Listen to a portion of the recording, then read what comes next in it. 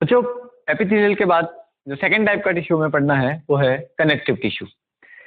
Connective tissue को mesenchyme भी बोला था, साइंटिस्ट का नाम है ओ हर्टविग ने। ठीक है, इसी कनेक्टिव टिश्यू को मेसेनकाइम टिश्यू भी कहा था ओ हर्टविग ने। क्यों? क्योंकि ये मेसोडर्म जो है जर्म लेयर वहां से अराइज होता है, इसीलिए। ठीक है, कनेक्टिव टिश्यू की बात अगर अपन करें एपिथेलियल के कंपैरिजन में, तो यहाँ पे सेल्स के बीच में बहुत सारा गैप होता है, इंटरसेल्यूलर स्पेस बहुत सारा है, बहुत सारा यहाँ पे ब्लड सप्लाई प्रेजेंट होता है। यहाँ पे इंटरसेल्यूलर जंक्शंस की जरूरत नहीं होती है।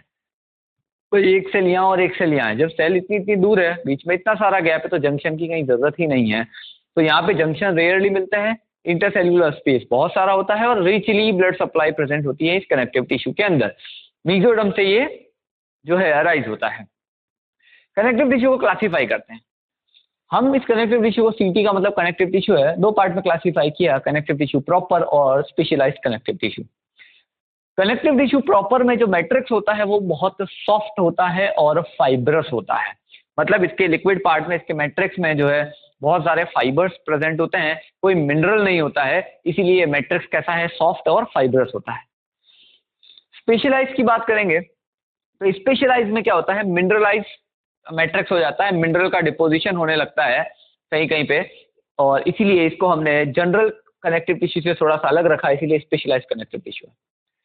Connective tissue proper, matrix soft और फाइब्रस। इसमें हमें क्या क्या पढ़ना है, कनेक्टिव टिश्यू प्रॉपर में हम पढ़ेंगे loose connective tissue, dense connective tissue, reticulin fibrous connective tissue और म्यूकोइड कनेक्टिव टिश्यू। इन सब में मैट्रिक्स कैसा होगा, सॉफ्ट होगा और फाइब्रस होगा। अब बात कर रहा हूं लूज कनेक्टिव टिश्यू की, समझिए।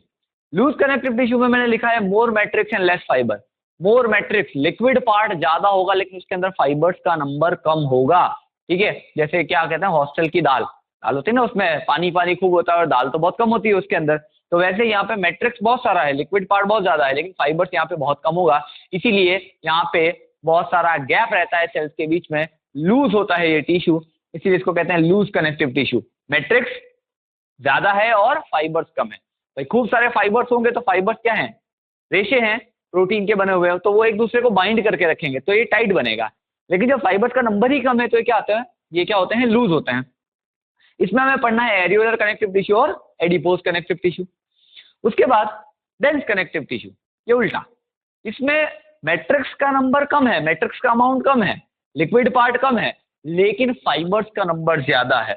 मतलब हमारे घर की दाल मम्मी बनाती है ना, जैसे चम्मच डालोगे दाल में, भर भर के दाल आ जाती है, उसमें खूब सारी दाल है, पानी कम रहता है उसके अंदर, तो कैसी जो है वो सेमी सॉलिड टाइप की गाढ़ी गाढ़ी सी दाल मिलती है। तो वैसे ही डेंस कनेक्टिव टिश्यू, मैट्रिक्स यहाँ पे बहुत कम है और फाइबर्स का नंबर बहुत ज्यादा है, तो ये पास पास रहेंगे। इसमें पढ़ेंगे हम लोग व्हाइट फाइब्रस कनेक्टिव टिश्यू, मैंने लिखा है WFCT, yellow fibrous connective tissue YFCT, ये दोनों। आगे हम पढ़ेंगे इसके अंदर ये जो दोनों टिश्यू हैं WFCT और YFCT, इसमें फाइबर्स का अरेंजमेंट, अगर फाइबर्स एक फिक्स पैटर्न में अरेंज है तो वो रेगुलर कनेक्टिव टिश्यू कहलाएगा, अगर स्कैटर्ड फॉर्म में है तो वो इरेगुलर कहलाएगा। यहाँ पे हम पढ़ेंगे आगे। अभी क्या याद रखना है, कनेक्टिव टिश्यू प्रॉपर, मैट्रिक्स कैसा होता है, सॉफ्ट होता है, फाइब्रस होता है, कोई मिनरल नहीं है। अब अगर मैट्रिक्स ज्यादा है और फाइबर कम है तो वो लूज कनेक्टिव टिश्यू, मैट्रिक्स कम है और फाइबर्स ज्यादा है तो वो डेंस कनेक्टिव टिश्यू। लूज में क्या क्या पढ़ेंगे हम लोग, एरियोलर कनेक्टिव टिश्यू और एडिपोज। डेंस कनेक्टिव टिश्यू में हम पढ़ेंगे व्हाइट फाइब्रस और yellow fibrous connective tissue. Next connective tissue proper के अंदर हमें पढ़ना है रेटिकुलिन फाइब्रस कनेक्टिव टिश्यू और म्यूकोइड कनेक्टिव टिश्यू। ये हो गया कनेक्टिव टिश्यू प्रॉपर का क्लासिफिकेशन। स्पेशलाइज्ड कनेक्टिव टिश्यू, यहाँ पे क्या हो रहा है, दो कैटेगरी है, one is skeletal connective tissue and the fluid connective tissue. Skeletal connective tissue, skeletal system से याद करो, बहुत हार्ड होता ना हमारा बोन्स, कितनी हार्ड होती है, बोन्स और कार्टिलेजेस आते हैं। यहाँ पे क्या होता है, मैट्रिक्स के अंदर मिनरल्स डिपॉजिट हो गए, ठीक है, calcium carbonate, magnesium sulphate, calcium sulphate, ये सब डिपॉजिट हो गए, तो ये चीजों को हार्ड बना देते हैं, इसीलिए मैट्रिक्स यहाँ पे सॉलिड होता है और मिनरलाइज होता है। हमें पढ़ना है इसमें कार्टिलेज और बोन। दूसरा स्पेशलाइज्ड का एग्जांपल है फ्लूइड कनेक्टिव टिश्यू, लिक्विड। यहाँ पे खाली मैट्रिक्स ही मैट्रिक्स है, लिक्विड ही लिक्विड है, इसमें कोई फाइबर्स नहीं होते हैं, liquid and fibre free matrix है। ठीक है, लिक्विड होता है मैट्रिक्स और फाइबर फ्री है, इसमें कोई फाइबर नहीं होगा, केवल और केवल लिक्विड है। एग्जाम्पल है इसका ब्लड, हम जानते हैं ब्लड तो फ्लो करता है ना, क्यों, क्योंकि वो लिक्विड है। अगर उसमें मिनरल डाल दोगे, उसमें फाइबर्स डाल दोगे तो कभी भी फ्लो नहीं कर पाएगा। ठीक, तो दो कैटेगरी कनेक्टिव टिश्यू की, पहला कनेक्टिव टिश्यू प्रॉपर, दूसरा specialised connective tissue. Connective tissue proper में मैट्रिक्स होता है कैसा, सॉफ्ट और फाइब्रस। स्पेशलाइज्ड में इस मैट्रिक्स में मिनरल डिपॉजिट हो जाता है। कनेक्टिव टिश्यू प्रॉपर के अंदर categories loose connective tissue, dense connective tissue, RFCT, mucoid connective tissue. Loose connective tissue में मैट्रिक्स ज्यादा, फाइबर्स कम। डेंस कनेक्टिव टिश्यू में मैट्रिक्स कम, फाइबर्स ज्यादा। स्पेशलाइज की बात करें तो उसमें दो टाइप हैं, स्केलेटल कनेक्टिव टिश्यू और फ्लूइड कनेक्टिव टिश्यू। स्केलेटल के अंदर मैट्रिक्स में मिनरल डिपॉजिट हो गया तो मैट्रिक्स हार्ड हो जाता है, एग्जाम्पल इसमें हम पढ़ेंगे कार्टिलेज और bone. Fluid connective tissue, matrix में कोई मिनरल नहीं है, कोई फाइबर नहीं है, केवल और केवल लिक्विड पार्ट रहता है, एग्जाम्पल में हम पढ़ेंगे ब्लड। ठीक है, सबसे पहले स्टार्ट करते हैं कनेक्टिव टिश्यू प्रॉपर से। कनेक्टिव टिश्यू प्रॉपर से स्टार्ट करेंगे। कनेक्टिव टिश्यू प्रॉपर जो है वो तीन चीजों से मिलके बनेगा। इनका कॉम्पोजिशन देखिए, तीन चीजों से मिलके बनता है। कनेक्टिव टिश्यू प्रॉपर में सबसे पहला होता है इंपॉर्टेंट पार्ट उसका मैट्रिक्स, जिसके अंदर सब चीजें प्रेजेंट होगी। लिक्विड पार्ट है, इसके अंदर बाकी सारे फाइबर, सारी सेल्स इसी में पड़ी रहती है। तो सबसे पहला पार्ट इसका मैट्रिक्स। ये मैट्रिक्स किसका बना हुआ होता है, ये बना है म्यूकोपॉलीसैकेराइड का in the form of the hyaluronic acid. ठीक है, ये म्यूकोपॉलीसैकेराइड से बना हुआ होता है, हाई एल्यूरोनिक एसिड की फॉर्म में प्रेजेंट होता है। इसका सीक्रेशन कौन करता है, कहां से आता है म्यूकोपॉलीसैकेराइड या ये मैट्रिक्स, कौन इस मैट्रिक्स को सीक्रेट कर रहा है? तो इस मैट्रिक्स को इसी टिश्यू की एक सेल होती है फाइब्रोब्लास्ट सेल, वो लगातार मैट्रिक्स का सीक्रेशन करती रहती है। तो कनेक्टिव टिश्यू प्रॉपर का जो मैट्रिक्स है, लिक्विड वाला पार्ट, वो खुद उसी की सेल सीक्रेट कर रही है। ठीक है, सबसे पहला matrix secreted by the fibroblast cell. अब इस मैट्रिक्स में और क्या क्या होता है, इसके अंदर कुछ फाइबर्स प्रेजेंट होंगे, कुछ सेल्स प्रेजेंट होंगे। ठीक है, तो टोटल कनेक्टिव टिश्यू प्रॉपर जो है वो मैट्रिक्स, कुछ फाइबर्स, कुछ सेल्स। ठीक है, अलग अलग टाइप के टिश्यू में अलग अलग टाइप के फाइबर्स, अलग अलग टाइप की सेल्स होती हैं। हम एरियोलर की बात करें, उसमें हो सकता है किसी एक टाइप का फाइबर हो, दो टाइप की सेल हो। हम WFCT की बात करें, उसमें हो सकता है किसी एक टाइप का फाइबर हो, किसी तीन टाइप की सेल हो। तो टोटल कुछ सेल्स और कुछ फाइबर से मिलके क्या बनता है, ये कनेक्टिव टिश्यू प्रॉपर बना हुआ है। तो कनेक्टिव टिश्यू प्रॉपर में सबसे पहला क्या है, इसका मैट्रिक्स। मैट्रिक्स में डिफरेंट टाइप के फाइबर्स, तीन टाइप के फाइबर्स यहाँ होते हैं कनेक्टिव टिश्यू प्रॉपर में, collagen fibre, elastin fibre, reticulin fibre. और टोटल 6 टाइप की सेल्स यहाँ पे प्रेजेंट है, fibroblast cells, macrophage cells, adipocyte cells, lymphocyte cells, plasma cell और मास्ट सेल। तो ये 6 टाइप की सेल, 3 टाइप के फाइबर्स और मैट्रिक्स, ये सब मिलके बनाते हैं कनेक्टिव टिश्यू प्रॉपर। ठीक है, लेकिन ध्यान रखिएगा, मैंने ये बोला सेल्स, फाइबर्स और मैट्रिक्स ये सब मिलके कनेक्टिव टिश्यू प्रॉपर बना रहे हैं, इसका ये मतलब नहीं है कि एरियोलर में सारे फाइबर सारी सेल होंगी, एडिपोज में सारे फाइबर सारी सेल होंगी। ठीक है, यहाँ पे WFCT, YFCT, RFCT, म्यूकोइड, इन सब में सारी सेल्स और सारे फाइबर्स होंगे नहीं। मैंने इसीलिए आपको बोला हो सकता है WFCT में इनमें से कोई 3 सेल हो, कोई 2 फाइबर्स हो सकता है एडिपोज में इनमें से कोई 2 सेल हो, 1 फाइबर हो, है ना। हो सकता है एरियोलर में कोई 5 सेल हो, 3 फाइबर हो। लेकिन ऐसा नहीं है कि ये सारी की सारी सेल, सारे के सारे फाइबर, सारे के सारे कनेक्टिव टिश्यू प्रॉपर में होंगे। मेरी बात समझना, ठीक है, मेरी बात समझना। ये कनेक्टिव टिश्यू प्रॉपर है, ये टोटल 3 टाइप के फाइबर्स, 6 टाइप की सेल्स और मैट्रिक्स से मिलके बना है ये कनेक्टिव टिश्यू प्रॉपर। ठीक है, मेरे राइट हैंड पे ध्यान दीजिए, कनेक्टिव टिश्यू प्रॉपर 3 टाइप के फाइबर, 6 टाइप की सेल और मैट्रिक्स से मिलके बना है। लेकिन जब इस कनेक्टिव टिश्यू प्रॉपर के हम टाइप्स पढ़ेंगे, इनमें कॉम्पोजिशन अलग अलग हो जाएगा। किसी में 2 cell, 1 fibre, 1 fibre, 3 cell, 3 cell, 3 fibre, इस तरीके से इन्हीं में से होगा। लेकिन ऐसा नहीं कि सब में सारी फाइबर, सारे के सारे सेल्स प्रेजेंट होंगे। क्लियर होगी बात? चलिए अब हम इनको डिटेल में डिस्कस करते हैं, फाइबर्स और सेल्स को। तो कनेक्टिव टिश्यू प्रॉपर सबसे पहला पार्ट मैट्रिक्स होता है, उसके अंदर इसका बना हुआ है म्यूकोपॉलीसैकेराइड का। कहां से आ रहा है? फाइब्रोब्लास्ट सेल सीक्रेट कर रही है। कनेक्टिव टिश्यू प्रॉपर का दूसरा पार्ट जो कॉम्पोजिशन होता है वो है उसके फाइबर्स। डिफरेंट टाइप के फाइबर्स यहाँ पे प्रेजेंट है। पहला जो टाइप का फाइबर है वो है कोलेजन फाइबर। कोलेजन फाइबर का दूसरा नाम व्हाइट फाइबर्स भी होता है। ये कोलेजन फाइबर हमारी बॉडी के अंदर सबसे ज्यादा नंबर में होते हैं। मतलब 3 टाइप के फाइबर्स हम पढ़ रहे हैं, कोलेजन, इलास्टिन और रेटिकुलिन। इन तीनों में से सबसे ज्यादा जो नंबर में फाइबर्स मिलते हैं वो होते हैं कोलेजन फाइबर। ये बहुत टफ फाइबर्स होते हैं, हार्ड फाइबर्स होते हैं और ये बहुत स्ट्रेंथ प्रोवाइड करते हैं। हमारी बॉडी के अंदर सबसे ज्यादा नंबर में है, हमारी बॉडी को स्ट्रेंथ देने का काम करते हैं, इजीली टूटते नहीं हैं कोलेजन फाइबर्स। ये अनब्रांच्ड होते हैं, इनकी कोई ब्रांचिंग नहीं होती। कहने का मतलब अगर ये एक फाइबर है ऐसा, तो इसकी ऐसे कोई ब्रांचेस नहीं निकलेगी यहाँ से, ठीक है। अनब्रांच्ड होते हैं, ये कभी भी अकेले नहीं रहते हैं, ये हमेशा बंडल्स में होते हैं। जैसे एक फाइबर, दूसरा फाइबर, तीसरा फाइबर, तो ये पूरा एक बंडल बनाएंगे, ऐसे बंडल्स में रहते हैं। इस पूरे बंडल को हम कहते हैं fascia. Collagen fibre white fibres भी कहलाते हैं, ठीक है। टफ फाइबर होते हैं, स्ट्रेंथ देने का काम करते हैं, अकेले नहीं रहते हैं, हमेशा बंडल्स में रहते हैं। बंडल का नाम फेसिया। अनब्रांच्ड है ये फाइबर्स। अगर हम इनको बॉईल करें तो ये एक जिलेटिनस सब्सटेंस में कन्वर्ट हो जाते हैं, जिलेटिन जो है उसके जैसा सब्सटेंस में कन्वर्ट हो जाते हैं फाइबर्स। और अगर हम इन पे एंजाइम डालें पेप्सिन, तो ये डाइजेस्ट हो जाते हैं। सर पेप्सिन एंजाइम से फाइबर्स कैसे डाइजेस्ट होंगे? बेटा प्रोटीन के बने हुए हैं कोलेजन। ये जितने भी फाइबर्स हैं यहाँ पे हम पढ़ेंगे, चाहे वो कोलेजन फाइबर हो, चाहे वो इलास्टिन फाइबर हो, चाहे वो रेटिकुलिन फाइबर हो, सब प्रोटीन के बने हुए हैं और प्रोटीन तो डाइजेस्ट होती है ना। तो इन कोलेजन फाइबर्स को अगर डाइजेस्ट करना है, इन पे पेप्सिन एंजाइम डाल दो, पेप्सिन एंजाइम प्रोटीन को डाइजेस्ट करता है, ये डाइजेस्ट हो जाएंगे। क्लियर? तो ये हमेशा बंडल्स में रहेंगे, फेसिया में सबसे ज्यादा होते हैं नंबर, बहुत टफ होते हैं, इसलिए हमें बॉडी को स्ट्रेंथ देने का काम करते हैं। दूसरे टाइप के फाइबर्स है यहाँ पे elastin fibres. Elastin fibres are also known as the yellow fibres, ठीक है। ये येलो कलर के दिखाई देते हैं, इसलिए येलो फाइबर्स भी कहते हैं। अब इनके नाम से पता चलता है ये इलास्टिन फाइबर्स हैं, यानी कि इनके अंदर इलास्टिसिटी होती है। रबर होता है ना, इलास्टिक होता है, उसमें ऐसे खींचते तो वापस नॉर्मल हो जाता है, तो इनमें भी इलास्टिसिटी होती है इन फाइबर्स में। ये अकेले रहते हैं, जैसे हमने पढ़ा ना कोलेजन फाइबर, वो अकेले नहीं मिलते, बंडल्स में मिलते हैं। लेकिन ये वाले फाइबर्स आपको अकेले अकेले सिंगल फाइबर्स मिल जाएंगे और ब्रांच्ड होते हैं, इनकी ब्रांचेस निकलती है ऐसे, ठीक है, ब्रांच्ड होते हैं। इन पे केमिकल कोई भी डालो आप, ज्यादा इन पे कोई फर्क नहीं पड़ता, ये रेजिस्टेंट होते हैं केमिकल से, ठीक है। केमिकल से रेजिस्टेंट होते हैं, केमिकल का इनके ऊपर ज्यादा इंपैक्ट नहीं पड़ता है।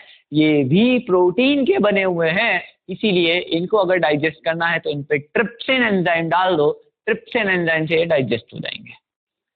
कोलेजन फाइबर पेप्सिन एंजाइम से डाइजेस्ट हो रहा है, इलास्टिन फाइबर ट्रिप्सिन एंजाइम से डाइजेस्ट हो रहा है। लेकिन अगर आप इलास्टिन फाइबर्स को कोई दूसरा केमिकल डालोगे, उस पर कोई फर्क नहीं पड़ेगा, ये रेजिस्टेंट होते हैं केमिकल से, ठीक है। तो अगर मैं आपसे पूछूं कि कौन से फाइबर जो हैं वो ब्रांच्ड होते हैं, तो आंसर जाएगा इलास्टिन। कौन से फाइबर जो हैं वो बंडल्स की फॉर्म में रहते हैं, तो आंसर जाएगा कोलेजन। कौन से फाइबर जो हैं जिन पे केमिकल का कोई फर्क नहीं पड़ता है, आंसर जाएगा इलास्टिन, ठीक है।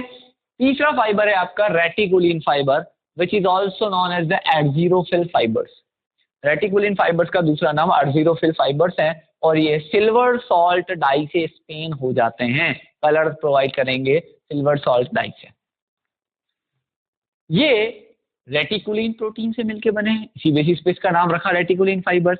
ये रेटिकुलिन फाइबर्स जो हैं ये मोस्टली लिम्फॉइड ऑर्गन्स के अंदर मिलते हैं, ठीक है। लिम्फॉइड ऑर्गन्स जैसे हमारा स्प्लीन हो गया, ठीक है, हमारे पियर्स पैचेस हो गए, हमारे बोन के अंदर हो गया आपका एंडोस्टियम हो गया, वहां पे आपको ये रेटिकुलिन फाइबर्स जो हैं बहुत सारे मिलेंगे। हमारी बोन मैरो हो गई, तो ये लिम्फॉइड ऑर्गन्स में मिलते हैं। They are highly branched, elastic fibre की तरह ये हाईली ब्रांच होते हैं और ये डेलिकेट बहुत सॉफ्ट फाइबर्स होते हैं, ये बहुत डेलिकेट फाइबर्स होते हैं। तो टोटल 3 टाइप के फाइबर्स यहाँ पे मिलेंगे आपको कनेक्टिव टिश्यू प्रॉपर में, collagen fibre, elastin fibre, reticulin fibre, ठीक है। अब हो सकता है कुछ टिश्यू के अंदर कोलेजन फाइबर हो, बाकी के 2 ना हो, कुछ में हो सकता है कोलेजन इलास्टिन दोनों हो, रेटिकुलिन ना हो, कुछ में केवल रेटिकुलिन मिलेगा, बाकी के 2 नहीं मिलेंगे, ठीक है। तो टोटल इस तरीके से कॉम्पोजिशन वेरी करेगी अलग अलग टाइप के टिश्यू में, लेकिन ओवरऑल कनेक्टिव टिश्यू प्रॉपर जो है वो 3 टाइप के फाइबर से मिलके बनता है। मैट्रिक्स पढ़ लिया, उस मैट्रिक्स के अंदर फाइबर्स प्रेजेंट है। अब उस मैट्रिक्स में और क्या होता है, सेल्स होती हैं। तो टोटल 6 टाइप की सेल्स यहाँ पे प्रेजेंट है कनेक्टिव टिश्यू प्रॉपर के अंदर। हम एक एक सेल को डिस्कस करते हैं। तो पहले जो टाइप की सेल्स है कनेक्टिव टिश्यू प्रॉपर में वो है फाइब्रोब्लास्ट सेल। पहले टाइप की टिश्यू जो सेल है इस कनेक्टिव टिश्यू प्रॉपर के अंदर वो है फाइब्रोब्लास्ट सेल। अब जब भी टर्म ब्लास्ट आ जाए समझना हम बात कर रहे हैं इमेच्योर सेल की। जब भी हम टर्म यूज करें ब्लास्ट किसी सेल के आगे ब्लास्ट टर्म यूज किया मतलब वो इमेच्योर सेल है, वो अभी डिवाइड करने की कैपेसिटी रखती है, वो और कोई दूसरी सेल का फॉर्मेशन कर सकती है। नाम है फाइब्रोब्लास्ट सेल। अब फाइब्रो में फाइबर भी आया है, ब्लास्ट में मतलब इमेच्योर सेल है, मतलब ये वो सेल है जो फाइबर्स का सीक्रेशन करती है। यानी कि ये जो फाइबर्स हमने पढ़े, reticulin fibre, collagen fibre, elastin fibre, सारे फाइबर पढ़ तो लिए लेकिन फाइबर आ कहाँ से रहे हैं, तो ये फाइबर कहाँ से आ रहे हैं, ये सेल सीक्रेट कर रही है इन फाइबर्स को। फाइब्रोब्लास्ट सेल्स जो है ये इन फाइबर्स का सीक्रेशन करती है। ठीक है, फाइबर का सब डायरेक्ट फाइबर थोड़ी निकालेगी, नहीं, फाइबर्स प्रोटीन के बने हुए हैं, तो डिफरेंट टाइप की प्रोटीन जो है वो ये सेल बनाती है और वो प्रोटीन मिल के क्या बना देती है, फाइबर्स का फॉर्मेशन करती है। तो फाइब्रोब्लास्ट सेल फाइबर्स बनाती है।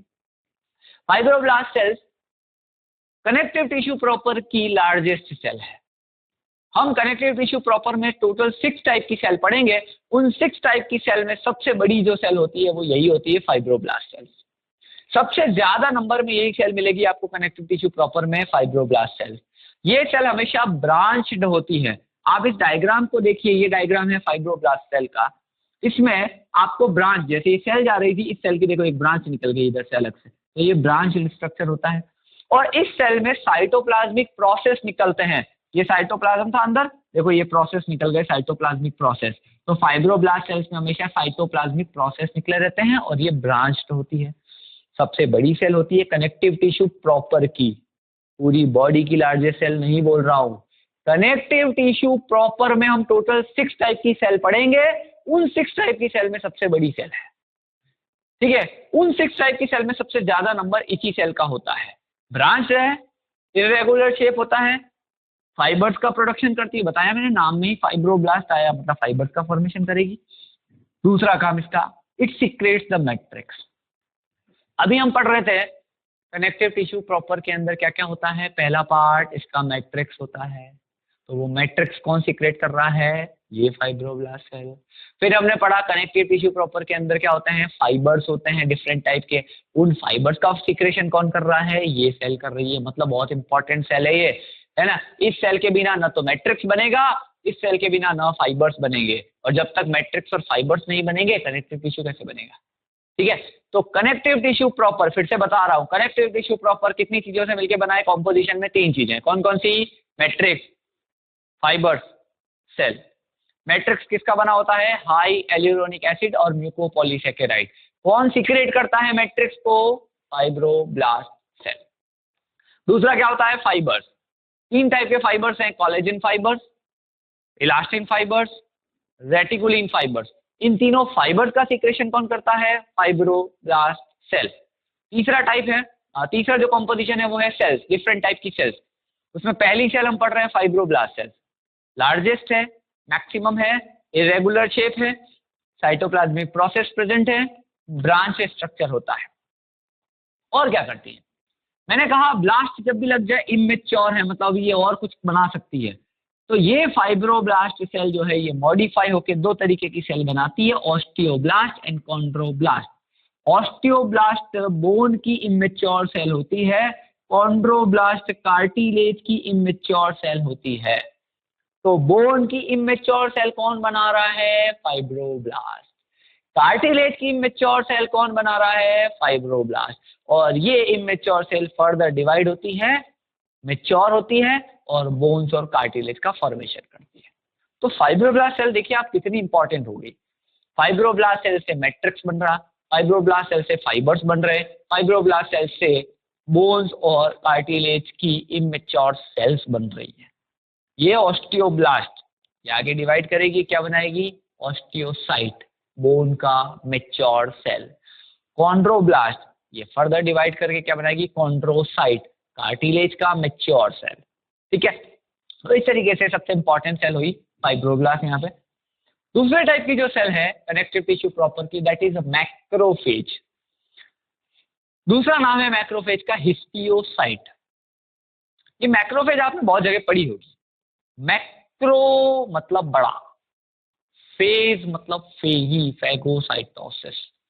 सेल बड़ी होती है, ज्यादा हायर लेवल पे फैगोसाइटोसिस करने का काम करती है मैक्रोफेज। ठीक है, देखिए सेल, ये डायग्राम देखिए, अमीबॉइड इसका शेप दिख रहा है आपको, कोई फिक्स शेप नहीं है, अमीबॉइड शेप है। अमीबॉइड शेप के अंदर बीच में यहाँ पे किडनी शेप का या पियर शेप का एक न्यूक्लियस दिखता है। न्यूक्लियस सेल्स का इंपॉर्टेंट है, सेल्स का शेप और न्यूक्लियस इंपॉर्टेंट है, इन पे क्वेश्चन बनता है, याद रखिएगा। तो अमीबॉइडल शेप है यहाँ पे, और किडनी शेप का यहाँ पे न्यूक्लियस होता है इसके साइटोप्लाज्म में। तीसरी बात, मैक्रोफेजेस जो सेल होती है इनका साइटोप्लाज्म ए ग्रेन्यूलर है। साइटोप्लाज्म में कोई ग्रेन्यूल्स नहीं होते हैं, फिर भी साइटोप्लाज्म इसका ग्रेन्यूलर दिखता है। ऐसा लगता है इसमें कोई ग्रेन्यूल्स हो, दाने पड़े हो बहुत सारे, वैसे तो इसमें कोई ग्रेन्यूल्स होते ही नहीं है। ठीक है, but still cytoplasm looks granular. ऐसा क्यों? जब ग्रेन्यूल्स है ही नहीं तो ग्रेन्यूलर दिखता क्यों है? उसका रीजन ये है, इन सेल के साइटोप्लाज्म में बहुत सारे नंबर में लाइसोसोम्स प्रेजेंट होते हैं। लाइसोसोम्स बहुत सारे हैं, खूब सारे लाइसोसोम्स होने की वजह से इसका साइटोप्लाज्म ग्रेन्यूलर दिखता है। होता नहीं है ग्रेन्यूलर, लेकिन फिर भी ग्रेन्यूलर दिख रहा है because of the more number of the lysosomes. ठीक है, अब लाइसोसोम्स का नंबर ज्यादा है, यहीं से हम इसका फंक्शन पता लगा सकते हैं। हम जानते हैं लाइसोसोम जो है वो फैगोसाइटोसिस करने का काम करता है, इसीलिए मैक्रोफेजेस का काम होता है फैगोसाइटोसिस करना। ये बैक्टीरिया वायरस जो बॉडी में आते हैं उसको क्या कर जाता है, फैगोसाइटोसिस कर जाता है, उनको खाने का काम करता है। और ये स्कैवेंजर सेल्स की तरह काम करता है। स्कैवेंजर सेल्स का मतलब बॉडी के अंदर कोई भी डेड सेल या सेल पार्ट है उसको क्या कर जाता है, ये क्लीन करने का काम करता है, खा जाता है। बॉडी के अंदर कोई सेल डेड हो गई या सेल का कोई पार्ट डैमेज हो गया, उसको ये खा जाता है, तो ये उस बॉडी को उसको क्या कर रहा है, क्लीन करने का काम कर रहा है। तो it acts like the scavenger cell, और इसका काम होता है फैगोसाइटोसिस करना, इसीलिए इसका नाम ही रख दिया मैक्रोफेजेस। ठीक है, ये बॉडी में बहुत सारी जगह होती है मैक्रोफेजेस, अलग अलग जगह इनके अलग अलग नाम रखे गए हैं। काम इनका वही होता है फैगोसाइटोसिस करना और स्कैवेंजर सेल की तरह काम करना, बट इनके अलग अलग जगह अलग अलग नाम रखे गए हैं। अभी हम पढ़ रहे हैं कनेक्टिव टिश्यू के अंदर, तो ये मैक्रोफेज है। अगर ये ब्लड में चली जाए, ब्लड में अगर हम पढ़ें तो ब्लड की मैक्रोफेज को क्या कहते हैं, मोनोसाइट। ब्लड में है तो मोनोसाइट, काम यही करेगी। ठीक है, लिवर के अंदर भी होती है Kupffer cells, Kupffer cells. Lungs के अंदर भी होती है डस्ट सेल्स। ठीक है, ब्रेन के अंदर भी होती है माइक्रोग्लियल सेल्स। ये सारी की सारी जो हैं मैक्रोफेजेस सेल्स होती हैं, इनका काम होता है स्कैवेंजर सेल की तरह काम करना, क्लीन करना, और जो है फैगोसाइटोसिस करना बैक्टीरिया और वायरसेस। दो टाइप की सेल्स हमने यहाँ पे डिस्कस कर। दो सेल हमने पढ़ी कनेक्टिव टिश्यू प्रॉपर की। तीसरी जो सेल है यहाँ पे वो है एडिपोज सेल या एडिपोसाइट सेल। इस सेल के अंदर क्या होता है, ये ओवल शेप की सेल होती है। ठीक है, इस सेल का शेप कैसा है, ओवल शेप। अभी तक हम जो देख रहे थे वो अमीबॉइडल था, इसमें ओवल शेप है। और ये ओवल शेप जो है सेल, ये अपने अंदर फैट ग्लोब्यूल को स्टोर करती है, फैट का ग्लोब्यूल। अब ये फैट ग्लोब्यूल बनता कहाँ कैसे है, जो छोटे छोटे से ऑयल के ड्रॉपलेट्स होते हैं वो इकट्ठे होके क्या बना देते हैं, फैट का ग्लोब्यूल। और ये फैट ग्लोब्यूल जाके डिपॉजिट हो जाता है, स्टोर हो जाता है किसके अंदर, इस एडिपोज सेल के अंदर। एडिपोज से ही समझना है अपने को, एडिपोज का मतलब भी फैट होता है। ठीक है, तो ऐसी सेल जो फैट को स्टोर करे वो एडिपोज सेल। अब ये जो फैट ग्लोब्यूल स्टोर हो रहा है, डिपॉजिट हो रहा है, ये किस तरीके से डिपॉजिट हो रहा है, ठीक है, किस तरीके से उस एडिपोज सेल के अंदर ये फैट का ग्लोब्यूल आ रहा है, इसके बेसिस पे एडिपोज सेल को, एडिपोसाइट सेल को दो पार्ट पे, दो टाइप पे डिवाइड किया है। पहली होती है मोनोलोकुलर एडिपोसाइट सेल और दूसरी है मल्टीलोकुलर एडिपोसाइट सेल। मोनोलोकुलर एडिपोसाइट, मोनो मतलब सिंगल, लोकुलर मतलब लोकस, लोकेटेड, मतलब एक ऐसी एडिपोज सेल जिसमें केवल और केवल एक single large fat globule present है। एडिपोज सेल है, उसमें एक बड़ा फैट ग्लोब्यूल आ गया, एक ही आया, ये देखो बहुत बड़ा सेंटर में एक बहुत बड़ा सिंगल लार्ज फैट ग्लोब्यूल आ गया, ठीक है, इसलिए इसको नाम दे दिया हमने मोनोलोकुलर, एक ही इसमें फैट है। ये फैट का ग्लोब्यूल क्या है, बहुत बड़ा है, सेंटर में आया। अब जब सेंटर में डिपॉजिट हो गया तो इसके न्यूक्लियस को इसने क्या किया, धक्का मार दिया, तो न्यूक्लियस कहाँ चला गया, साइड में, देखो न्यूक्लियस पेरीफेरी पे चला गया। तो हमेशा मोनोलोकुलर एडिपोसाइट के अंदर सेंटर में एक लार्ज फैट ग्लोब्यूल होता है और उसका न्यूक्लियस कहाँ होता है, पेरीफेरी पे। क्योंकि सेल का मैक्सिमम एरिया इस फैट ने कवर कर लिया तो इसका जो साइटोप्लाज्म होता है वो बहुत कम होता है। इसके अंदर साइटोप्लाज्म का अमाउंट कम है, माइटोकॉन्ड्रिया कम होगा, एनर्जी कम मिलती है ऐसे फैट में, इस फैट को हम व्हाइट फैट भी कहते हैं।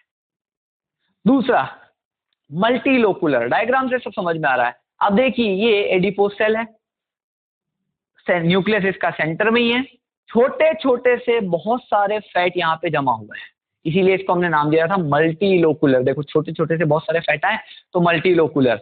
इसमें न्यूक्लियस सेंटर में रहता है, साइटोप्लाज्म का अमाउंट ज्यादा होता है, इसीलिए इसके पास ज्यादा एनर्जी होती है और इस फैट को हम ब्राउन फैट भी कहते हैं। तो monolocular adipocyte white fat, multilocular adipocyte brown fat, ठीक है। तो ये हो गई तीसरे टाइप की सेल, ओवल शेप की होती है हमेशा। Next fourth one is a lymphocyte cell. Lymphocyte हम ब्लड में भी पढ़ते हैं ना, WBC का टाइप लिम्फोसाइट, ठीक है, टिश्यू में भी है लिम्फोसाइट, काम वही है। लिम्फोसाइट देखिए आप अमीबॉइडल शेप की सेल है और एक ओवल शेप का न्यूक्लियस है, लार्ज बड़ा न्यूक्लियस होता है ओवल शेप का, ठीक है। सेल का शेप कैसा है, अमीबॉइड, न्यूक्लियस का शेप कैसा है, ओवल।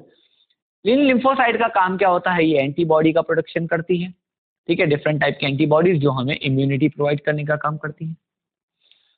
इसी लिम्फोसाइट के मॉडिफिकेशन से अगली सेल बनी है प्लाज्मा सेल। ये प्लाज्मा सेल लिम्फोसाइट का ही मॉडिफिकेशन है, ठीक है, बस फर्क क्या है, यहाँ लिम्फोसाइट में आपको दिख रहा है न्यूक्लियस इस तरीके से, प्लाज्मा सेल में क्या होता है, इसका जो न्यूक्लियस होता है उसमें जो क्रोमोसोम्स होते हैं वो इस तरीके से अरेंज हो जाते हैं, कैसे देखिए, जैसे गाड़ी का पहिया हो, स्पोक्स ऑफ अ व्हील, है ना, गाड़ी का पहिया हो, इस तरीके से सारे के सारे क्रोमेटिन मटेरियल या क्रोमोसोम्स अरेंज हो गए अगर न्यूक्लियस में, तो ये प्लाज्मा सेल है। कुछ नहीं है, बिल्कुल सिंपल सा अरेंजमेंट है जैसे अदर सेल्स में होता है।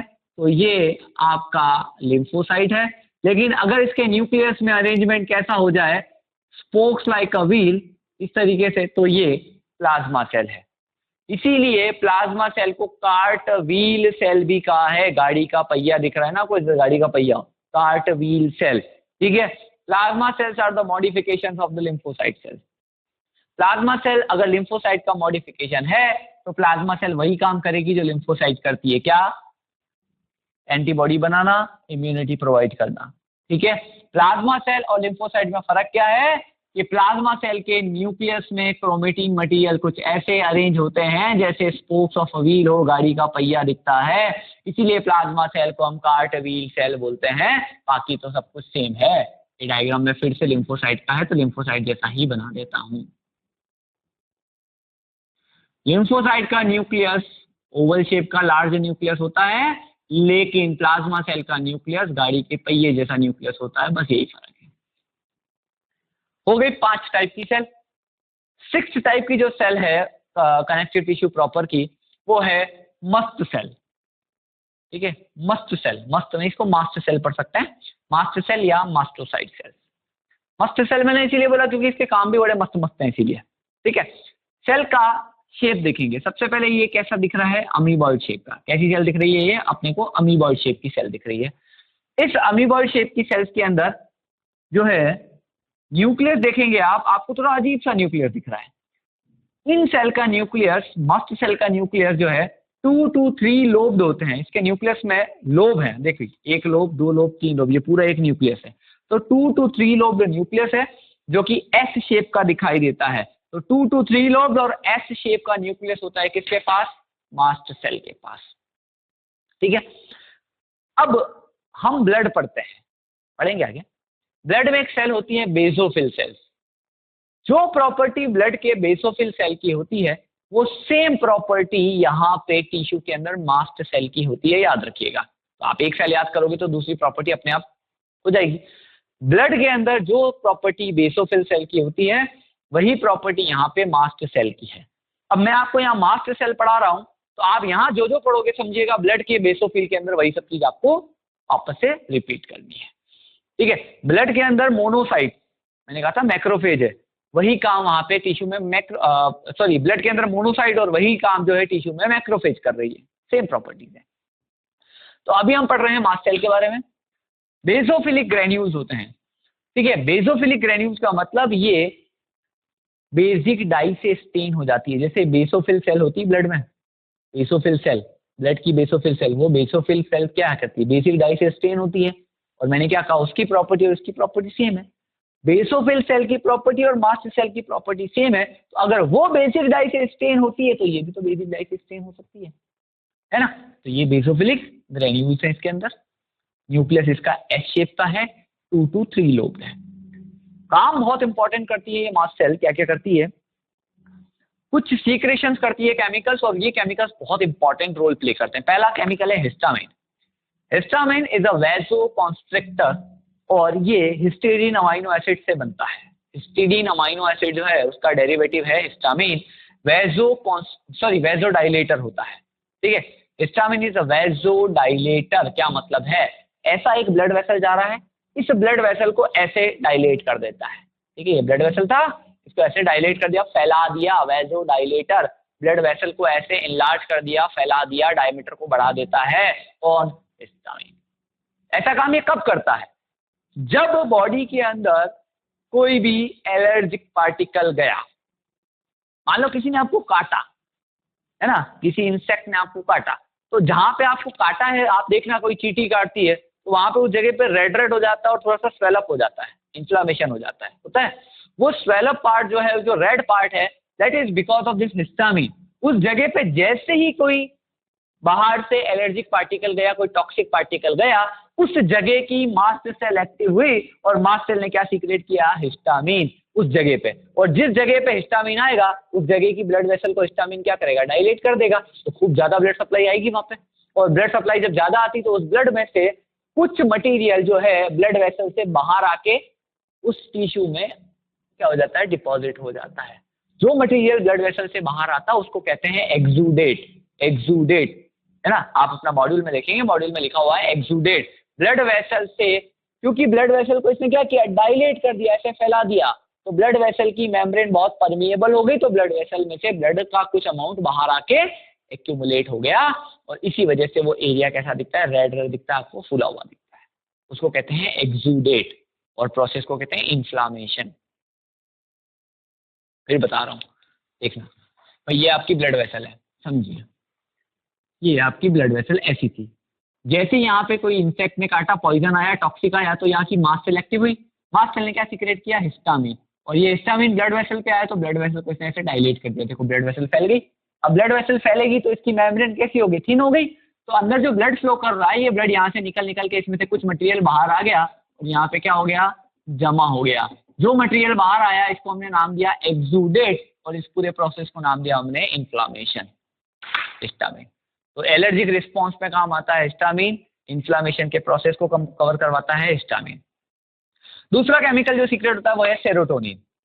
Serotonin is exactly opposite to the histamine. ये वैसोकॉन्स्ट्रिक्टर है, इसी को हम 5-हाइड्रोक्सीट्रिप्टामिन भी कहते हैं। ठीक है, हिस्टामिन का काम क्या था, है ब्लड वेसल को डायलेट करा रहा है, फैला रहा है, और सेरोटोनिन का काम क्या है, ब्लड वेसल को और नैरो करता है, और नैरो कर देगा। इस तरीके से मान लो आपको चोट लग गई है, ठीक है, कहीं चोट लग गई, ब्लड बाहर निकल रहा है, ब्लड बह रहा है, तो जिस जगह पे चोट लगेगी उस जगह की मास्ट सेल क्या सीक्रेट करवाएगी, सेरोटोनिन। जैसे ही सेरोटोनिन सीक्रेट हुआ, सेरोटोनिन ने वहां की ब्लड वेसल को ऐसे नैरो कर दिया। अब नैरो कर दिया तो देखो जगह कम हो गई ना, तो ब्लड के फ्लो को, ब्लड लॉस को रोकने के लिए ऐसा किया जाता है। अगर ऐसा नहीं करता, मान लो ब्लड वेसल ऐसी की ऐसी रहती तो ज्यादा ब्लड बाहर आता है ना, ज्यादा ब्लड बाहर आता, लेकिन जब इसने नैरो कर दिया अब ब्लड कम बाहर आएगा, सेरोटोनिन। ठीक है, ये सेरोटोनिन जो है ये मूड को भी ऑल्टर करता है। हमारी बॉडी के अंदर मूड है ना, हम खुश हैं, एकदम से सैड हो जाते हैं, हैप्पी हो जाते हैं, ये जो मूड ऑल्टरिंग होती है ये भी सेरोटोनिन की वजह से होती है। सेरोटोनिन इसके लिए भी रिस्पॉन्सिबल होता है। थर्ड वन जो सीक्रेट होता है केमिकल मास्ट सेल से, दैट इज हेपेरिन। हेपेरिन जो है it is a natural anti coagulant of the blood. हमारी बॉडी के अंदर जब तक ब्लड है, ब्लड जब तक हमारी बॉडी के अंदर है, तब तक कभी क्लॉट नहीं हो रहा, ब्लड कभी जमता थोड़ी बॉडी के अंदर। क्यों नहीं जमता? क्योंकि इस ब्लड के अंदर एक केमिकल है हेपेरिन, जो यहाँ से सीक्रेट हो रहा है। ये हेपेरिन करता क्या है? ब्लड के अंदर जो प्रोथ्रोम्बिन है, इस प्रोथ्रोम्बिन को कभी भी ये थ्रोम्बिन में कन्वर्ट नहीं होने देगा, और जब तक प्रोथ्रोम्बिन थ्रोम्बिन में कन्वर्ट नहीं होगा, ब्लड कभी क्लॉट नहीं होता। हम ब्लड क्लॉटिंग में पढ़ेंगे कि जैसे हमें चोट लगती है, ब्लड बाहर बहना स्टार्ट होता है, थोड़ी देर बाद वो जम जाता है, ब्लड बहना रुक गया। क्यों रुका? ब्लड के अंदर जो प्रोथ्रोम्बिन था वो कन्वर्ट हो गया थ्रोम्बिन में, और जैसे ही थ्रोम्बिन में कन्वर्ट होगा, हमारा ब्लड क्या हो जाएगा? क्लॉट हो जाएगा। तो जब तक आप चाहते हो कि ब्लड क्लॉट ना हो, इस प्रोथ्रोम्बिन को थ्रोम्बिन में कन्वर्ट होने से रोक दो। कौन रोकता है बॉडी के अंदर? हेपेरिन। हेपेरिन हमारी बॉडी में ब्लड के अंदर जो प्रोथ्रोम्बिन, इसको कभी भी थ्रोम्बिन नहीं बनने देगा। इसी वजह से ब्लड बॉडी के अंदर कभी क्लॉट नहीं होता है। तो ये हेपेरिन नेचुरल एंटीकोगुलेंट है। नेचुरल मतलब बॉडी खुद बना रही है ना। कुछ आर्टिफिशियल एंटीकोगुलेंट भी आते हैं। आर्टिफिशियल मतलब जो केमिकल से बनाए जाते हैं। आप देखते हो ब्लड बैंक के अंदर, आप ब्लड डोनेट करने गए, आपने ब्लड डोनेट कर दिया, ब्लड बॉटल्स के अंदर उन्होंने प्रिजर्व किया, क्या वो क्लॉट हुआ? नहीं हुआ। क्यों? क्योंकि उन बॉटल्स के अंदर उन्होंने आर्टिफिशियल एंटीकोगुलेंट डाला था, कुछ ऐसे केमिकल्स डाले थे जो उस ब्लड को क्लॉट नहीं होने देंगे। ठीक है, ईडीटी होता है, ठीक है, सोडियम सिट्रेट होता है, ये ऐसे केमिकल्स हैं जो ब्लड को क्लॉट नहीं होने देते हैं, आर्टिफिशियल कहलाते हैं, आर्टिफिशियल एंटीकोगुलेंट जो केमिकल्स हैं। ये तो नेचुरल है, हमारी बॉडी के अंदर बन रहा है। ठीक है, तो इस तरीके से ये मास्ट सेल इतने इंपॉर्टेंट काम करती है, इसीलिए मैंने कहा था इसको हम मस्ट सेल बोल रहे हैं।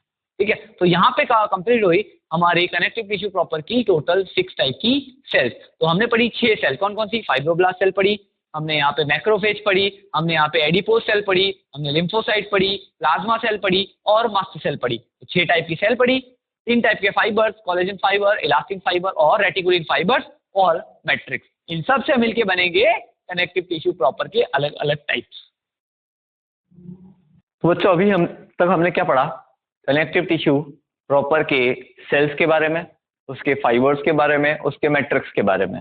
कि कनेक्टिव टिश्यू प्रॉपर जो होता है उसके मेनली होता है उसका मैट्रिक्स। ठीक है, मैट्रिक्स किसका बना हुआ है? म्यूकोपॉलीसैकेराइड का, in the form of hyaluronic acid. कौन सीक्रेट कर रहा है? Fibroblast cell. फिर हमने पढ़ा उसी मैट्रिक्स में अलग अलग टाइप के फाइबर्स, 3 टाइप के फाइबर्स हमने पढ़े, collagen fibres, elastin fibres, reticulin fibres. इन तीनों फाइबर्स का सीक्रेशन भी कौन कर रहा है? Fibroblast cell. हमने पढ़ा कोलेजन फाइबर जो होता है वो स्ट्रॉन्गेस्ट या टफेस्ट फाइबर होते हैं, बहुत टफ फाइबर होते हैं, बॉडी में सबसे ज्यादा मिलने वाले फाइबर्स होते हैं। ठीक है, जिनको हम व्हाइट फाइबर्स भी कहते हैं। फिर हमने पढ़ा कि इलास्टिन फाइबर जो येलो कलर के दिखते हैं, इनमें इलास्टिसिटी प्रेजेंट होती है। ठीक, और तीसरा हमने पढ़ा रेटिकुलिन फाइबर्स बहुत डेलिकेट फाइबर्स हैं, अर्जीरोफिल फाइबर्स कहलाते हैं, और ये सिल्वर सॉल्ट डाई से स्टेन होते हैं। कहाँ मिलते हैं? लिम्फॉइड ऑर्गन्स में। फाइबर्स की बात करी। फिर हमने पढ़ी डिफरेंट टाइप ऑफ सेल्स। हमने पढ़ा कि भाई कनेक्टिव टिश्यू प्रॉपर जो है वो ओवरऑल 6 टाइप की सेल से मिलकर बनता है। हमने पढ़ी उसमें फाइब्रोब्लास्ट सेल सबसे इंपॉर्टेंट, तो फाइबर्स का सीक्रेशन करती है, जो मैट्रिक्स का सीक्रेशन करती है। ठीक है, ये मैं आपको एक जो है रिव्यू दे रहा हूँ वापस, जो हम लोग पढ़ के आए हैं उसका। ठीक, तो फाइब्रोब्लास्ट फाइबर्स बना रही है और मैट्रिक्स बना रही है, और ये फाइब्रोब्लास्ट जो है ये मॉडिफाई होती, कन्वर्ट होती है ऑस्टियोब्लास्ट और कॉन्ड्रोब्लास्ट में। ऑस्टियोब्लास्ट क्या करती है? बोन की इमेच्योर सेल है जो आगे चल के बोन की मैच्योर सेल बनाएगी। कॉन्ड्रोब्लास्ट कार्टिलेज की मैच्योर सेल है जो आगे चल के कार्टिलेज बनाएगी। दूसरा हमने पढ़ा था मैक्रोफेजेस, अमीबॉइडल शेप की होती है, किडनी शेप का न्यूक्लियस होता है और फेगोसाइटोसिस करने का काम करती है, स्कैवेंजर सेल होती है। फिर हमने तीसरी सेल पढ़ी थी एडिपोज सेल, एक ऐसी सेल जिसमें फैट डिपॉजिट होता है। ठीक है, और फैट 2 तरीके से डिपॉजिट होता है। अगर एक बड़ा फैट ग्लोब्यूल डिपॉजिट हुआ तो वो कहलाएगा मोनोलोकुलर या व्हाइट फैट, और अगर बहुत सारे छोटे छोटे फैट डिपॉजिट हुए तो वो कहलाएगा मल्टीलोकुलर या ब्राउन फैट। फिर हमने पढ़ी लिम्फोसाइट सेल्स, अमीबॉइड शेप की, एक ओवल शेप का न्यूक्लियस है उसके अंदर, और ये लिम्फोसाइट्स जो है ये हमें इम्यूनिटी प्रोवाइड करने का काम करती है। इसी लिम्फोसाइट की मॉडिफिकेशन से कौन बनी है? Plasma cell. प्लाज्मा सेल और लिम्फोसाइट सेल में बस डिफरेंस क्या है? लिम्फोसाइट के अंदर लार्ज ओवल शेप का न्यूक्लियस है, और प्लाज्मा सेल में उस न्यूक्लियस के अंदर जो क्रोमोसोम्स होते हैं वो इस तरीके से अरेंज हो जाते हैं कि आपको गाड़ी का पहिया दिखता है, स्पोक्स ऑफ अ व्हील की तरह अरेंज होते हैं क्रोमोसोम्स। किसमें? प्लाज्मा सेल में। तो प्लाज्मा सेल को हमने कार्टवील सेल भी कहा, ठीक है। ये जो भी मैं बोल रहा हूँ ये हमने पढ़ लिया है। Cartwheel cell is also known as plasma cell. क्यों? क्योंकि उसकी अंदर न्यूक्लियस कैसा दिखता है, गाड़ी के पहिए जैसा। क्योंकि ये लिम्फोसाइट का मॉडिफिकेशन है, इसका मतलब ये भी वही काम करेगा जो लिम्फोसाइट करती है। फिर हमने लास्ट में पढ़ी थी एक सेल जिसका नाम था मास्ट सेल, मास्टोसाइट सेल्स। हमने पढ़ा कि ये same as the basophil, blood के अंदर जो बेसोफिल होती है उसी की जैसी सेल होती है मास्ट सेल टिश्यू में, ठीक है। न्यूक्लियस यहाँ पे 2 to 3 लोब्ड है, एस शेप का न्यूक्लियस है, और बेसोफिल से ये क्या हो जाती है, स्टेन हो बेसिक डाई से क्या हो जाती है, स्टेन हो जाती है, ठीक है। इस मास्ट सेल के बहुत इंपॉर्टेंट फंक्शंस हमने पढ़े हैं कि ये हिस्टामिन का सीक्रेशन करती है। हिस्टामिन क्या है, एक वैसोडाइलेटर, वैसोडाइलेटर है, ब्लड वेसल को डायलेट करता है, ब्लड वेसल के डायमीटर को बढ़ा देता है eight the time of inflammation. जब कोई इंसेक्ट बाइट किया, उसका जो पॉइजन या टॉक्सिक मटेरियल हमारे टिश्यू में गया, जिस जगह पे बाइट किया वहां की मास्ट सेल एक्टिवेट हुई, उसने हिस्टामिन रिलीज किया, और वो हिस्टामिन क्या करता है, उस जगह पे जो ब्लड वेसल आ रही है उसको डायलेट कर देता है। उसकी वजह से वहां पे ब्लड सप्लाई ज्यादा होने लग जाती है, ब्लड में से कुछ कंपोनेंट ब्लड वेसल से बाहर आ जाता है, जिसको नाम दिया था एक्सूडेट। मैंने बताया था आपको एक्सूडेट, ठीक है, मॉड्यूल में मेंशन भी किया हुआ है कि ब्लड वेसल से जो ब्लड का कंपोनेंट बाहर आ गया, टिश्यू में आ गया, क्या है, एक्सूडेट, और उसकी वजह से वो पूरा एरिया आपको रेड दिखाई देता है, स्वेलअप दिखाई देता है, नाम है इन्फ्लामेशन। फिर हमने दूसरा केमिकल जो सीक्रेट होता है मास्ट सेल से, वो हमने पढ़ा था serotonin, vasoconstrictor, opposite to the histamine, narrow कर देता है ब्लड वेसल को at the time of the injury, ताकि ब्लड लॉस कम हो। और तीसरा हमने पढ़ा था हेपेरिन, नेचुरल एंटीकोएगुलेंट, जो हमारी बॉडी के अंदर ब्लड को क्लॉट नहीं होने देता है। तो ये चीजें जो हैं फाइबर सेल्स, इनसे मिलकर बना है पूरा का पूरा कनेक्टिव टिश्यू प्रॉपर। मैंने पहले भी कहा था कि कॉम्पोजिशन वेरी कर सकता है, किसी के अंदर 2 फाइबर 2 सेल, किसी के अंदर 1 फाइबर 3 सेल, किसी के अंदर 3 सेल 4 फाइबर 3 फाइबर्स, इस तरीके से हो सकता है, बट ओवरऑल पूरा का पूरा कनेक्टिव टिश्यू प्रॉपर इन्हीं में से बनेगा। अब हम देखते हैं कनेक्टिव टिश्यू प्रॉपर के डिफरेंट टाइप्स। हमने जब क्लासिफिकेशन पढ़ा था, हमने कहा था कनेक्टिव टिश्यू प्रॉपर के अलग अलग क्लासिफिकेशन है। पहला क्लासिफिकेशन है लूज कनेक्टिव टिश्यू, ठीक है, loose connective tissue.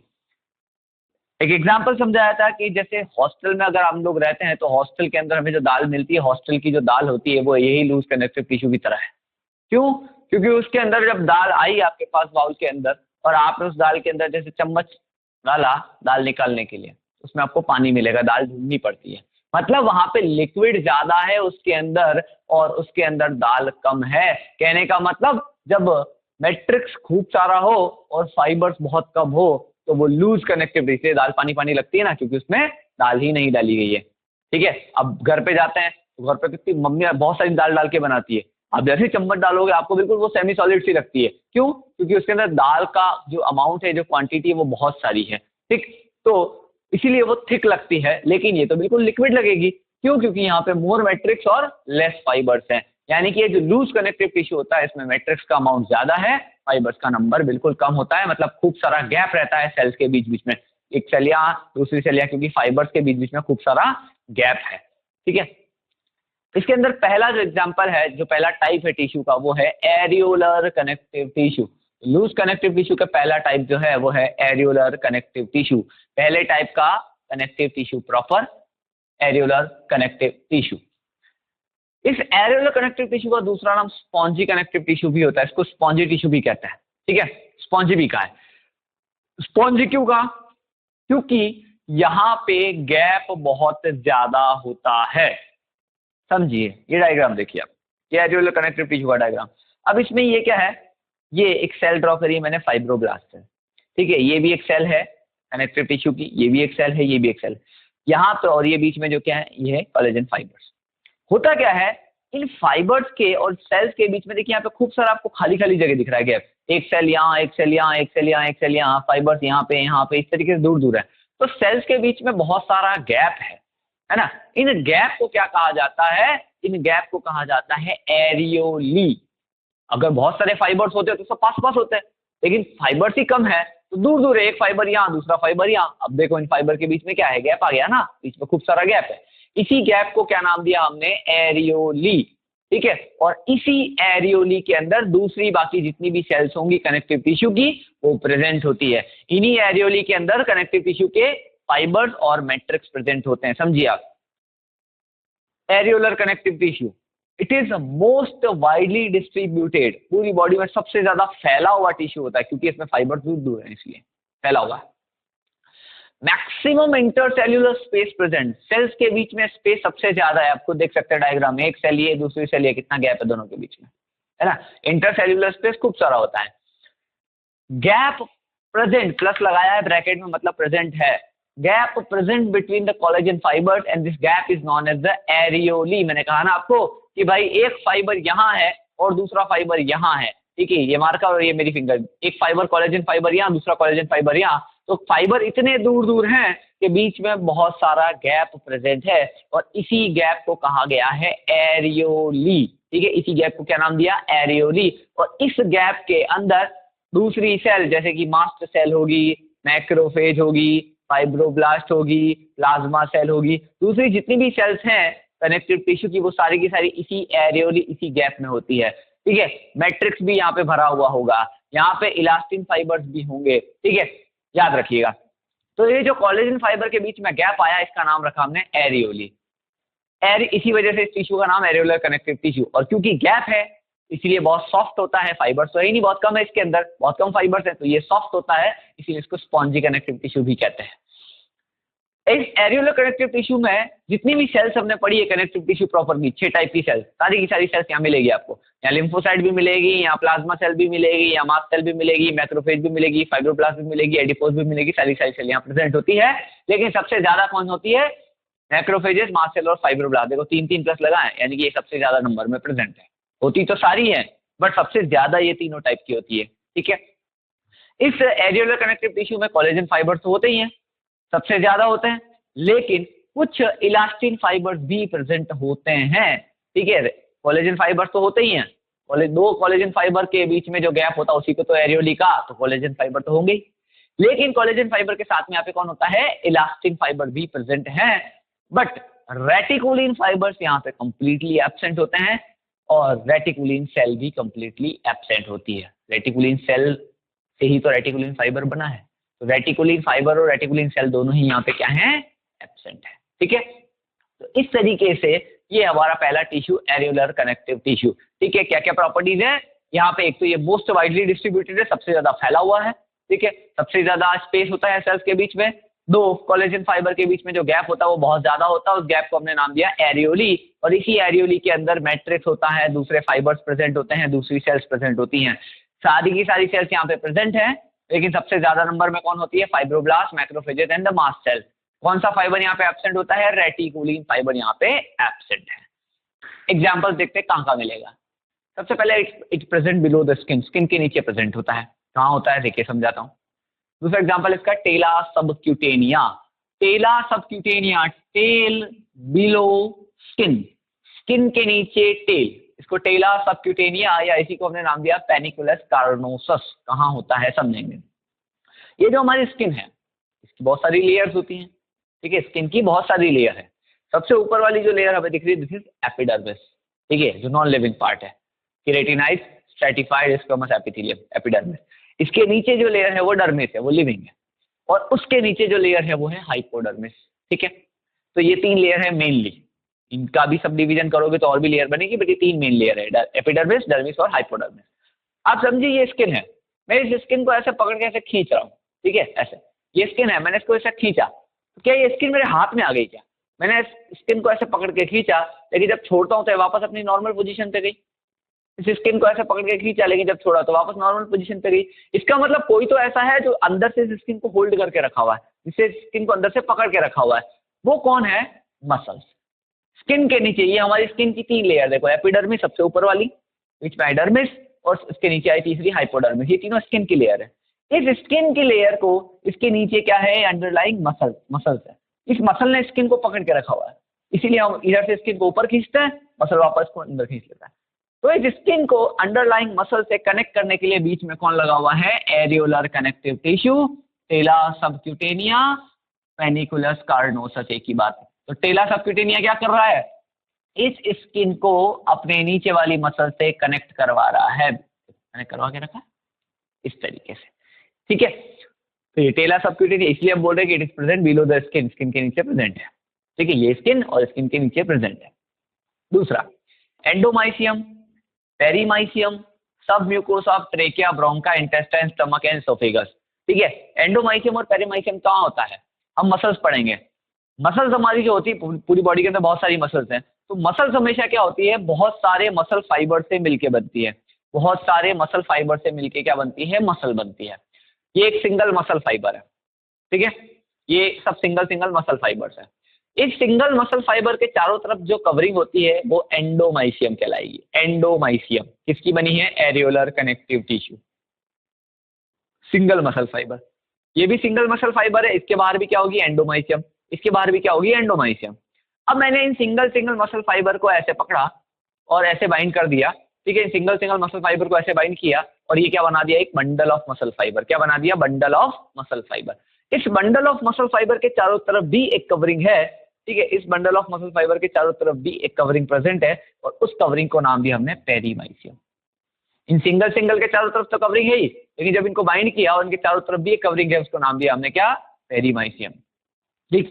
Next is सब mucus of the trachea, ब्रोंका, intestine, oesophagus and stomach. जब आप रेस्पिरेटरी ट्रैक या डाइजेस्टिव ट्रैक पढ़ते हैं उसकी हिस्टोलॉजी, ठीक है, एलिमेंट्री कैनाल की हिस्टोलॉजी पढ़ेंगे तो उसमें आएगा, लेयर्स आएगी अलग अलग, ठीक है, म्यूकोसा, सब म्यूकोसा, ठीक है, फिर मस्कुलरिस, फिर सिरोसा, इस तरीके से अलग अलग लेयर आएगी। तो जो सब म्यूकोसा लेयर होती है ट्रेकिया की, ब्रोंकाई की या हमारे इंटेस्टाइन, एसोफेगस और स्टमक की, इन सब के अंदर भी एरियोलर कनेक्टिव टिश्यू यानी कि खूब सारा क्या होता है, गैप प्रेजेंट होता है, ठीक है। तो ये पहला टिश्यू खत्म हुआ हमारा, कौन सा, एरियोलर कनेक्टिव टिश्यू, ठीक है, लूज कनेक्टिव टिश्यू का पहला टाइप। अब दूसरे टाइप का टिश्यू, लूज कनेक्टिव टिश्यू का जो दूसरा टाइप है वो है एडिपोज कनेक्टिव टिश्यू। पहला पढ़ा था एरियोलर कनेक्टिव टिश्यू, दूसरा टाइप जो है वो है एडिपोज कनेक्टिव टिश्यू। ये एडिपोज कनेक्टिव टिश्यू जो है, अब आप समझिए कि एडिपोज नाम आया तो कहीं ना कहीं एडिपोसाइट सेल हमने पढ़ी ना, कनेक्टिव टिश्यू प्रॉपर के अंदर सेल्स, एडिपोसाइट सेल्स, उससे रिलेटेड है ये। It is a modification of the areolar connective tissue. Areolar connective tissue जो था वही मॉडिफाई होके क्या बन गया, एडिपोज कनेक्टिव टिश्यू। कैसे, हमने एरियोलर में क्या पढ़ा कि जो कोलेजन फाइबर होते हैं वो दूर दूर होते हैं, कोलेजन फाइबर क्या होते हैं, दूर दूर होते हैं, ठीक है, दूर दूर है कोलेजन फाइबर, और इनके बीच में गैप को हमने क्या नाम दिया था, एरियोली दिया था ना। अब इस एरियोली के अंदर अगर एडिपोसाइट सेल आ गई, एडिपोसाइट सेल कौन है, कनेक्टिव टिश्यू प्रॉपर की सेल याद करो, वो एडिपोज सेल या एडिपोसाइट सेल अगर इस एरियोली के अंदर प्रेजेंट है तो ये टिश्यू क्या बन जाएगा, एडिपोज कनेक्टिव टिश्यू। हाँ सिंपल है, एडिपोज सेल को निकाल दो तो टिश्यू कौन सा है, एरियोलर कनेक्टिव टिश्यू। लेकिन इस गैप के अंदर अगर हमने एडिपोज सेल डाल दी, एडिपोज सेल में क्या होता है, फैट होता है ना, तो ये टिश्यू कैसा बन जाएगा, एडिपोज कनेक्टिव टिश्यू, ठीक है। तो ये मॉडिफिकेशन हो गया एरियोलर का। फिर से बता रहा हूं, एरियोलर कनेक्टिव टिश्यू हमने किसको बोला था, दो कोलेजन फाइबर दूर दूर है, इनके बीच में गैप था, इसको हमने क्या नाम दिया, एरियोली। अब अगर इस एरियोली में एडिपोज सेल आ जाए, और एडिपोज में क्या होता है, फैट होता है, तो एडिपोज सेल अगर इस एरियोली में आके जमा हो गई तो ये टिश्यू कैसा बन गया, एडिपोज कनेक्टिव टिश्यू, ठीक है। तो ये दो टाइप का होता है। अब याद करो जब हमने एडिपोज सेल पढ़ी थी, वहां पे कनेक्टिव टिश्यू प्रॉपर में हमने एडिपोज सेल पढ़ी थी, हमने कहा था कि सेल के अंदर फैट डिपॉजिट होता है और फैट दो तरीके से डिपॉजिट होता है। अगर सेल के अंदर एडिपोज सेल में एक लार्ज फैट ग्लोब्यूल जमा हो जाए सेंटर में आके, हमने उसको नाम दिया था मोनोलोकुलर एडिपोज सेल, नाम दिया था ना। तो बस उसी बेसिस पे अगर सिंगल लार्ज फैट ग्लोब्यूल है उस सेल के अंदर तो टिश्यू कौन सा हो गया, मोनोलोकुलर एडिपोज कनेक्टिव टिश्यू या व्हाइट फैट। ये वही है जैसे सेल पढ़ा था वही टिश्यू है। फिर से समझा रहा हूं, याद करिएगा। कनेक्टिव टिश्यू प्रॉपर की सेल पे चलो। सेल में हमने एडिपोज सेल पढ़ी। एडिपोज सेल क्या है, एक ऐसी सेल जिसमें फैट जमा है, पढ़ा था। अब फैट हमने पढ़ा था कि दो तरीके से जमा होता है। अगर सेल में एक बड़ा लार्ज फैट ग्लोब्यूल जमा हुआ तो उसका क्या नाम रखा था, मोनोलोकुलर एडिपोज सेल नाम रखा था, या व्हाइट फैट, ठीक है। तो ये मोनोलोकुलर एडिपोज सेल अगर इस एरियोली के बीच में आके जम गई तो टिश्यू कौन सा हो गया, मोनोलोकुलर एडिपोज कनेक्टिव टिश्यू या व्हाइट फैट। सेल की प्रॉपर्टी टिश्यू की प्रॉपर्टी है, बस वहां अगर आपको सेल याद है तो ये टिश्यू भी वही है, ठीक। तो एरियोलर कनेक्टिव टिश्यू क्या है? कोलेजन फाइबर के बीच में गैप। अब इस गैप में अगर मोनोलोकुलर एडिपोज सेल आके जमा हुई है तो टिश्यू है मोनोलोकुलर एडिपोज कनेक्टिव टिश्यू या व्हाइट फैट। हम जानते हैं इसमें एक लार्ज फैट ग्लोब्यूल होता है जो सारा एरिया कवर कर लेता है सेल का। इसका मतलब सेल के अंदर साइटोप्लाज्म का अमाउंट कम होता है, माइटोकॉन्ड्रिया का नंबर कम होता है, इसीलिए एनर्जी कम होती है इन सेल के पास। मतलब ये वाला टिश्यू बॉडी को एनर्जी नहीं देता है।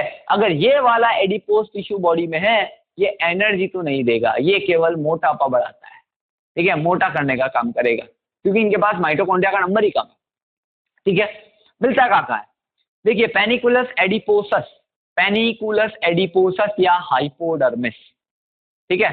अभी मैंने आपको एरियोलर के अंदर एग्जांपल समझाया, हमारी स्किन, स्किन की 3 लेयर, एपिडर्मिस सबसे ऊपर, बीच में डर्मिस और सबसे नीचे कौन? हाइपोडर्मिस है, 3 लेयर है। ये जो हाइपोडर्मिस है यहीं पे फैट जमता है, ये वाला, इसी हाइपोडर्मिस पे ये वाला फैट जमा हुआ है, इसलिए इसका नाम पेनिकुलस एडिपोसस। और इस हाइपोडर्मिस के नीचे होता है पेनिकुलस कार्नोसस जो हमने अभी एरियोलर के एग्जांपल में देखा था। आप एरियोलर का डायग्राम अगर ध्यान से देखोगे तो उसमें हमने हाइपोडर्मिस और पेनिकुलस एडिपोसस भी लिखा है। फिर से समझा रहा हूँ, स्किन की 3 लेयर, सबसे ऊपर एपिडर्मिस, ठीक है, सबसे ऊपर एपिडर्मिस, बीच में डर्मिस और उसके नीचे हाइपोडर्मिस। इस हाइपोडर्मिस में ये फैट जमा हुआ, इसको हमने नाम दिया पेनिकुलस एडिपोसस। और कहाँ होता है? Blubber of the whale, whale के ब्लबर में होता है, कैमल की हम्प में होता है, येलो बोन मैरो, अभी हम बोन मैरो पढ़ेंगे आगे ब्लड में, उस बोन मैरो के सबसे अंदर की तरफ जो पार्ट होता है, ठीक है, कॉम्पैक्ट बोन में, वो येलो बोन मैरो है, तो वहां पे भी ये वाला फैट जमा हुआ होता है। और tail of the merino sheep, merino जो शीप होती है ये एक वैरायटी है शीप की, इसकी जो टेल होती है उसमें बहुत सारा फैट जमा होता है। ये वो एग्जांपल है जहां पे बहुत सारा फैट प्रेजेंट है, ठीक है। पहला टाइप हुआ एडिपोज कनेक्टिव टिश्यू का। अब दूसरा, वही गैप, कोलेजन फाइबर के बीच में गैप, क्या नाम है? एरियोली। इस एरियोली में अगर मोनोलोकुलर की जगह मल्टीलोकुलर सेल आके जमा हो गई, मल्टीलोकुलर एडिपोज सेल जमा हुई तो टिश्यू कैसा बन गया? मल्टीलोकुलर एडिपोज कनेक्टिव टिश्यू। और हमने पढ़ा है मल्टीलोकुलर एडिपोज कनेक्टिव टिश्यू को हम ब्राउन फैट भी कहते हैं, पढ़ा ना सेल में, ठीक है, ब्राउन फैट, ठीक है। तो यहाँ पे होता क्या है? मल्टीलोकुलर, मतलब यहाँ पे छोटे छोटे से बहुत सारे फैट ग्लोब्यूल जमा होंगे, यानी कि इस सेल में साइटोप्लाज्म ज्यादा होता है अमाउंट में, इस सेल में माइटोकॉन्ड्रिया का नंबर ज्यादा होता है, इसीलिए ये ज्यादा एनर्जी प्रोवाइड करते हैं। They provide 20 time more energy than the white fat. मतलब ब्राउन फैट जहां जहां होगा वो ज्यादा एनर्जी प्रोवाइड करेगा, 20 टाइम्स ज्यादा प्रोवाइड करेगा व्हाइट फैट के कंपैरिजन में। मतलब ये वाला फैट ज्यादा काम का है, ये एनर्जी दे रहा है, हीट दे रहा है, ये ज्यादा काम का है, ठीक है। दूसरा का है cold resistance device in the newborn. Newborn babies जो होते हैं, छोटे बच्चे, इससे छोटे ही होते हैं लेकिन बहुत छोटे बच्चों की बात कर रहा हूँ, ठीक है। तो जो न्यू बोर्न होते हैं उनके अंदर जो है हीट जनरेट कहाँ से होती है? क्योंकि उनकी बॉडी के अंदर ये वाला फैट बहुत ज्यादा होता है, ये वाला फैट बहुत ज्यादा होता है बच्चों के अंदर, इसीलिए उनके अंदर हीट जनरेट होती रहती है, एनर्जी मिलती रहती है, तो बहुत ज्यादा एक्टिव भी होते हैं। उनको सर्दी भी जो है, ठंडी भी जो है वो कम लगती है। क्यों? क्योंकि उनके अंदर ऑलरेडी हीट जनरेट होती है। बिकॉज ऑफ दिस फैट ये ज्यादा होता है, 20 टाइम्स ज्यादा एनर्जी क्या करता है? प्रोवाइड करता है, तो अपने आप हीट बॉडी के अंदर नेचुरल तरीके से जनरेट होती रहती है। हाइबरनेटिंग एनिमल्स, ठीक है, जो एनिमल्स हाइबरनेशन में चले जाते हैं विंटर्स में, ठीक है, तो जो विंटर्स में हाइबरनेशन में चले गए, लॉन्ग विंटर स्लीप में चले गए, तो उस टाइम पे उनको एनर्जी कौन देगा? क्योंकि वो बाहर तो निकलते नहीं है, तो अपना खाना पीना, अपना न्यूट्रिशन कहाँ से जो है उनको मिलेगा? तो उन एनिमल्स के अंदर भी ये वाला फैट ऑलरेडी बहुत ज्यादा होता है, जो उनको उस टाइम पे हाइबरनेशन के टाइम पे क्या करता रहता है? लगातार हीट और एनर्जी प्रोवाइड करता रहता है, ठीक है। रोडेंट्स लाइक द श्रू एंड द स्क्विरल, जो रोडेंट्स होते हैं, जो कुतरने वाले एनिमल्स होते हैं, उनके अंदर बहुत ज्यादा एनर्जी होती है क्योंकि उनके अंदर भी ये वाला फैट क्या होता है? ज्यादा नंबर में प्रेजेंट होता है, ठीक। तो लूज कनेक्टिव टिश्यू का पहला टाइप एरियोलर, उसी के मॉडिफिकेशन से दूसरा बना एडिपोज। क्या हुआ? एरियोलर में अगर फैट जमा हो गया, एडिपोज सेल जमा हो गई, तो वो बन गया एडिपोज कनेक्टिव टिश्यू। अब एडिपोज सेल कौन सी? अगर सिंगल फैट वाली जमा हुई तो मोनोलोकुलर एडिपोज कनेक्टिव टिश्यू, और बहुत सारे फैट ग्लोब्यूल वाली जमा हुई तो मल्टीलोकुलर एडिपोज कनेक्टिव टिश्यू, ठीक है। एक डायग्राम बनाया है, ये एडिपोज का डायग्राम नहीं है, ये मैंने मसल का डायग्राम दिखाया आपको। अभी मैंने आपको समझाया था ना सिंगल मसल फाइबर और बंडल ऑफ मसल फाइबर, उसी को समझाया है यहाँ पे। देखिए ये पूरी की पूरी क्या है, एक मसल है, ये पूरी क्या है, एक मसल।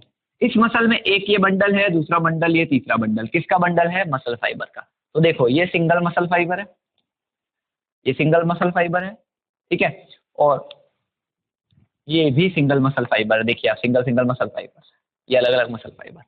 हर एक मसल फाइबर को सराउंड कर रहा है एंडोमाइसियम।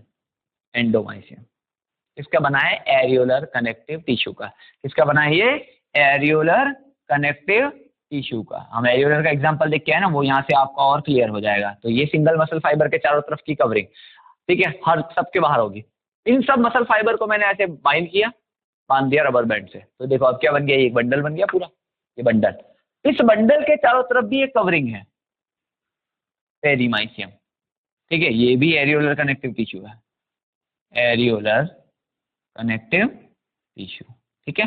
और ऐसे बहुत सारे बंडल्स यहाँ पे प्रेजेंट होंगे, और इन सारे बंडल्स को मिला के पूरी बन रही है मसल। और ये मसल के बाहर की कवरिंग को एपीमाइसियम कहते हैं, which is example of the WFCT जो अपना आगे पढ़ने वाले हैं, ठीक है। डायग्राम को दिमाग में रखना है, तो आपको एरियोलर और एंडोमाइसियम, पेरीमाइसियम और ये एपीमाइसियम अभी आगे आएगा, ये भी क्लियर हो जाएगा, ठीक है।